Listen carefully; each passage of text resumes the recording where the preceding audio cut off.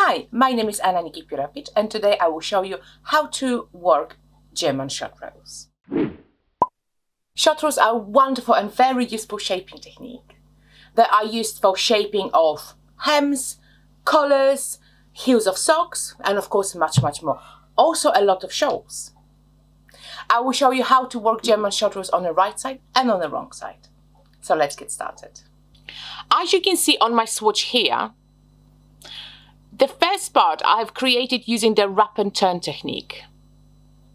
The second part using the German short rows. You can see quite visibly where the wrap and turn stitches have been created. But yet if you look on the German short row side, they are not as visible. And not only that, but German short rows are very quick and easy to create. So let me show you how it's done. So let me show you how to create the short rows on the knit side first. So work to the point where you want to place your short row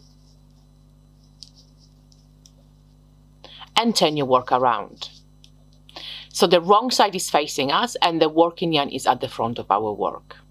So now using your right hand needle, slip the next stitch of the left hand needle. And now what we're going to do, we're going to grab our working yarn and tag it upwards. So we pull up the two legs of that stitch, you see? So the two legs of that stitch are wrapped around the needle. Now bring your yarn forward in between the needles. And now you are ready to purl. And as we are on the wrong side, I will show you how to create a short row on the wrong side as well. So again, work to the point where you want to place your short row.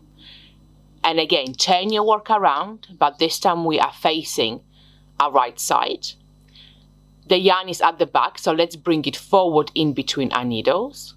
And again, slip the next stitch from your left hand needle to your right hand needle. And one more time, we're going to grab our working yarn and tag it upwards. So again, two legs of our stitch are exposed. You see, you can see the two legs here. See? The two legs of that stitch are brought upwards and around the needle. So now our yarn is at the back of the work as it's supposed to be, and now we are ready to knit. So let's knit to the point where we have placed our first short row. Now you cannot miss this stitch. It's a very visible stitch. It looks very funky. It's got the two legs here, and let me show you how to work into it. So basically what we're going to do, we're simply going to insert a needle under the two legs of the stitch and just knit it as one. That's all it is. And just knit it as one stitch, and that's it. And now let me just do one more stitch, and now I'm going to turn around and we are going to work back to the point where we have created a short row on the wrong side. So again, let's work back to that stitch, and again, you cannot miss it. It's a very visible stitch. It looks very funky. There it is. So let me just work this one. Here we are. You see, it's a very funky stitch. You cannot miss it. It's got the two legs here.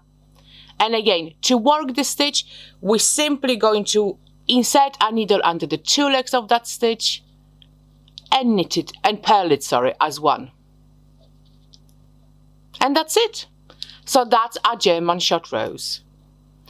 If you want to convert the wrap and turn method into the German short rows, all you have to do is knit to the point where your pattern tells you, and then knit one more, and then turn around and create your short row. And the same is with the purl. So again, work to the point where your pattern tells you. Let's say we're gonna go here, purl one more, turn, to create your short row.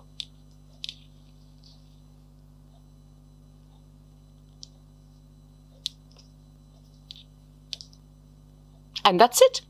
Hope you enjoy it, and I hope you use your German short rows all the time. Thank you for watching.